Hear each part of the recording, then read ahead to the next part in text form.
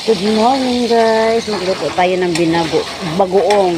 Ayan, lagyan na natin ito ng bawang, saka sinunod na natin itong ating kamatis. Ilagay na natin yung ating sibuyas.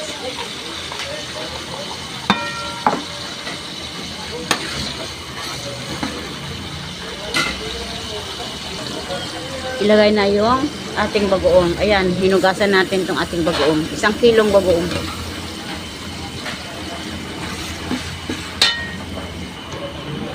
Maglagay tayo ng 1/4 na wash.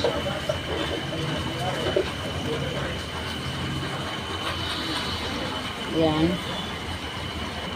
Lagyan natin ng suka.